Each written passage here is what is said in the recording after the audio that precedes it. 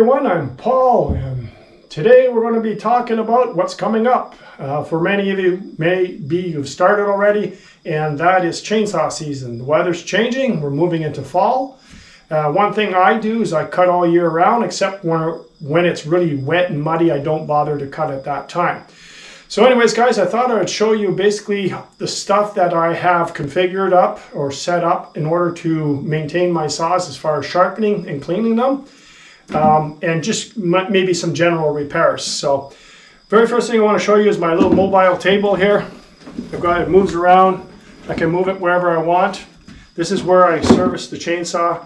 So I put it up on the table. I can take my chainsaw apart here, and this is just basically for cleaning or to pull the chain off for sharpening. I just wanted to show you on here, I got a little cup holder, put all the nuts and bolts in there if I need. And down here I've got a little brush to clean anything that I need to clean. And just down here I've got some service items.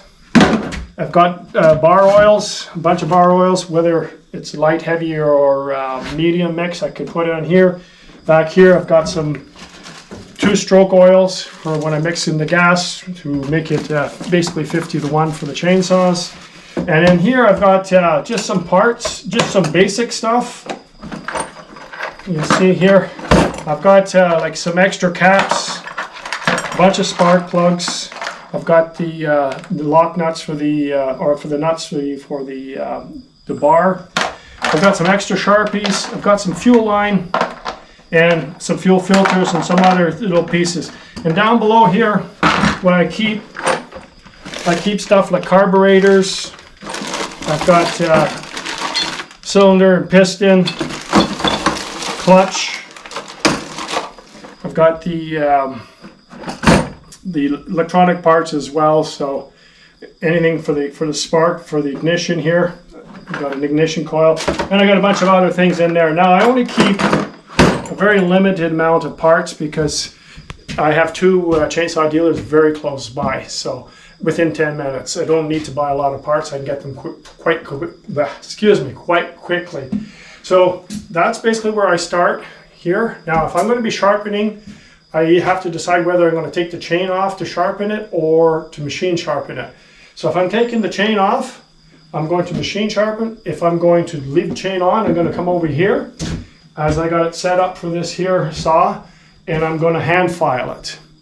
So I've got my vise and I can walk around on either side, and I find it really easy to do this rather than on here on the vise that's got an open way to move it around. I've got a good light here, it articulates in many different ways, and I can position the light exactly where I want, and I can see really well.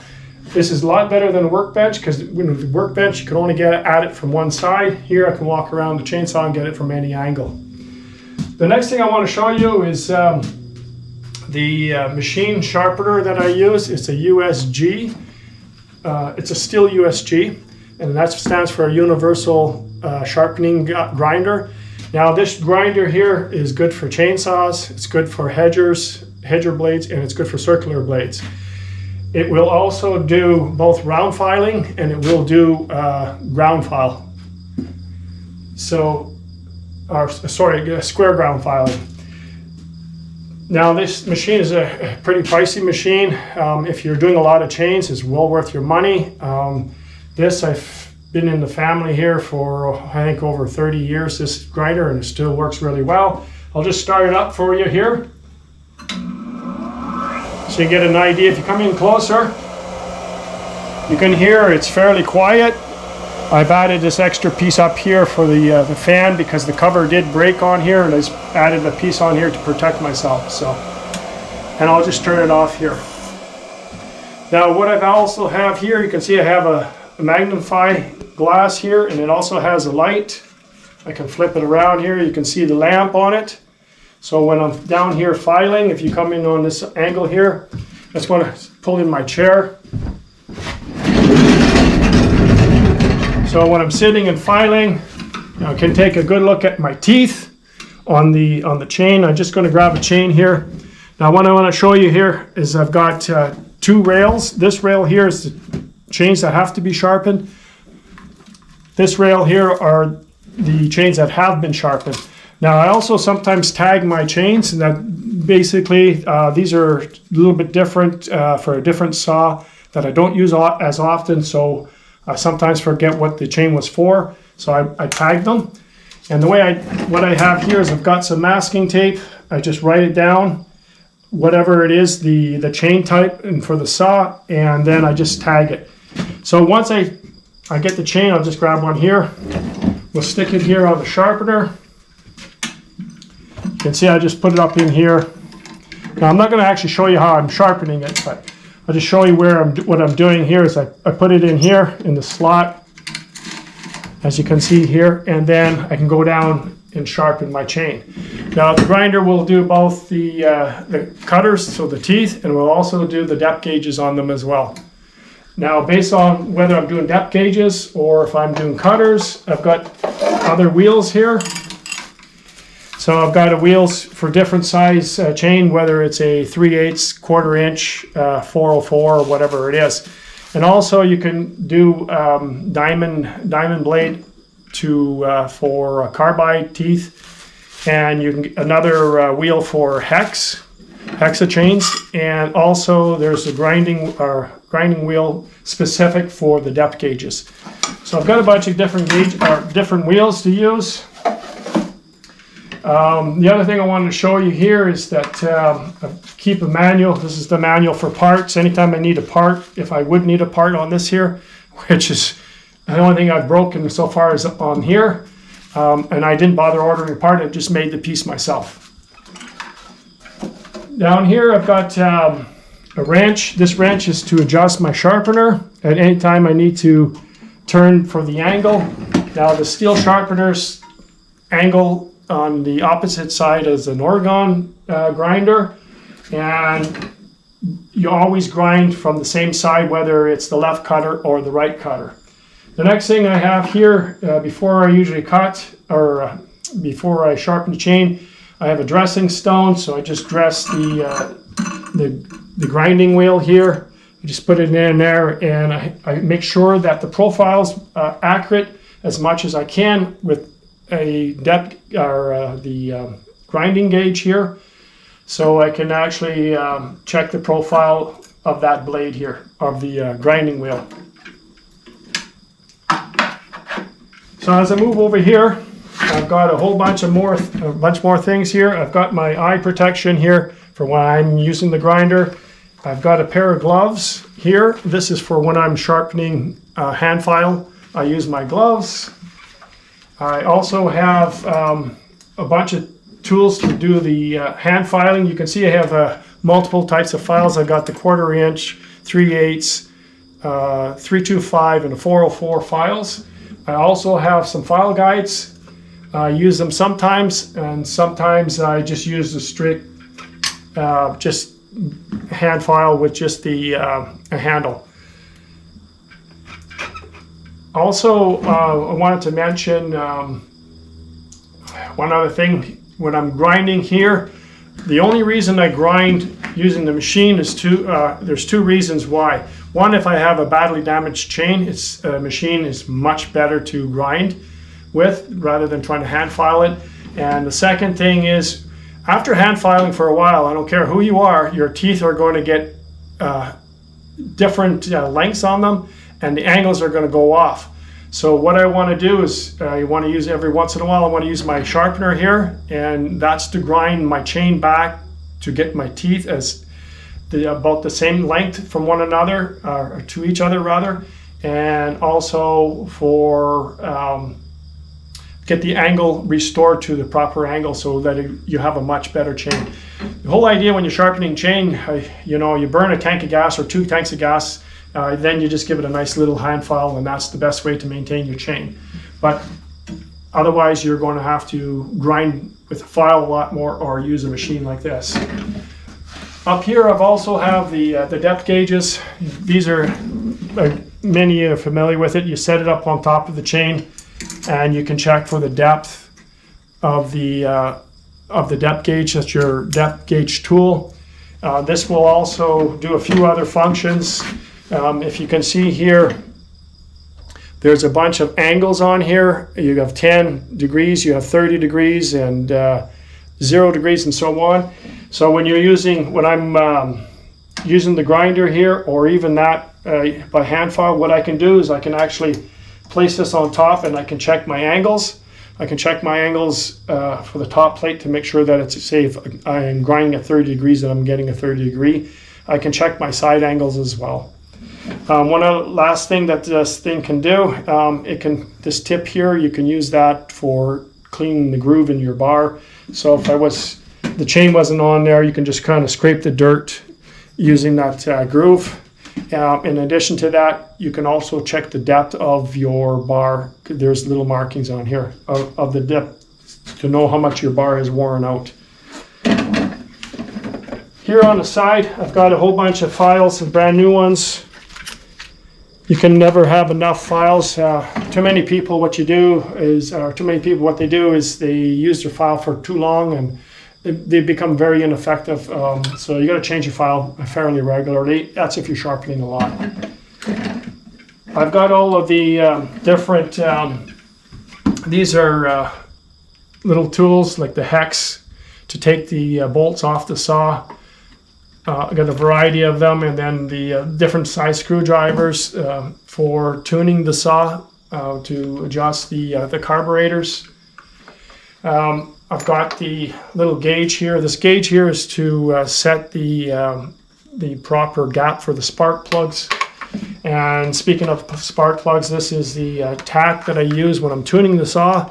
It's a wired tack. You can get a wireless tack to check the RPMs when it's idling and then at full throttle to make sure that your chainsaw is running at the proper range, and you can get that information out of your manual.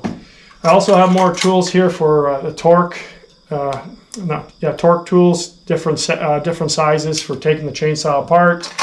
And I have more depth gauges here.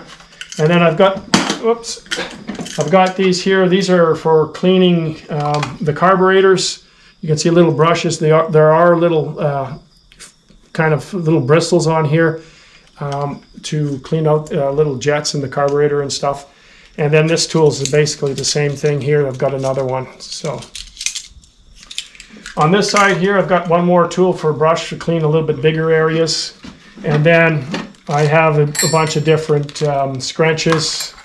Depending on the nut size, I use a different scrunch based on whatever saw, what type I'm using, whether it's one of the Huskies or Stihl saws or the Echo saw. Over here, I've got a bunch of kind of look like screwdrivers, but these are also to set some of the I guess you want to call them the bolt heads or whatever for adjusting the carburetor. Need a special tool. Well, these are the special tools. Like this one right here. I think this one was for my Echo chainsaw. So they have a different. It's not like a standard like with Stihl where you just can use one of these guys here, a flat screwdriver. So that takes care of that. And then we have some grease. These are grease guns for the tip of the bar. Some tips here you can grease, some of them you can't. If you can, you use these. And then I've got some Sharpies for when I'm sharpening the chain. I just mark the top of the chain where I started, whether I'm using the machine or if I'm using the doing hand filing. So I've got a bunch of Sharpies for that.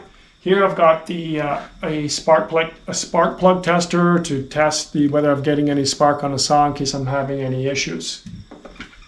I wanted to show you here on the back side. This station here is also rolls around, so I can move this cart wherever I want to go. You can see here I've got all the electrical all set up on here on the back. One thing I didn't talk about is this tool here. This is just a lot of guys can use this for pulling off a oil filter off of a vehicle or something like that. And you can see it's just a strap and I pull it tight, and I'll show you what I use this for.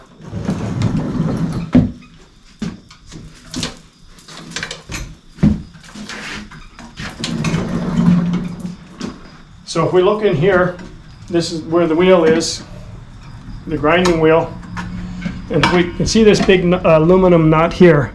Sometimes I have to hard time to turn this, so what I do is I use this here, and it gets a better grip, and I'm able to loosen that nut so when I want to change my grinding wheel. So anyways, guys, that's kind of my setup for getting my saws sharpened and tuned up. I just forgot to mention something, is that I have my air compressor here. So I have air to clean anything up, you know, blow the chain off, clean up the saws and stuff like that. So I've got the air right close by as well. So anyways, guys, that's my setup. It's very efficient. It works really well. The only one thing I want to do is I want to get these two guys here on wheels so I can move them around if I want to move them to a different area to do my work. I like it here at the front where I am, because I'm at the front where I get a lot of sunlight coming in here. So I will turn this around sometimes and I'll point it towards the sun. I got the sun coming in from behind me, and I'm able to sharpen my saw really nice. I can see really well that way. So, okay guys, one of the important things that I forgot, one is the hand rag here. I've got a couple of them there here as well. And the hand rag is to keep your hands clean as possible when you're doing stuff. But the important thing here is this ruler. This ruler here is in millimeters. And what it does, it allows me to check the length of the teeth for each cutter. So it's important to some degree, because when I'm using the machine, I kind of want to get them to the same length, but I don't necessarily always want to use the shortest tooth, because sometimes the shortest tooth on a chain is going to cause you to take too much off of all the rest of the teeth. So you kind of want to average it out, so that later on, when your chain does get down a little bit lower, it will kind of catch up with the one that's way ahead, that's been grinded too much. So anyways, guys, just want to mention that you can use a set of calipers if you want, but calipers are really not necessary. Anyways, guys, hope you got something out of this. If you did, please give it a thumbs up. Once again, thanks for watching, and we'll see you next time on Gel and Outdoors.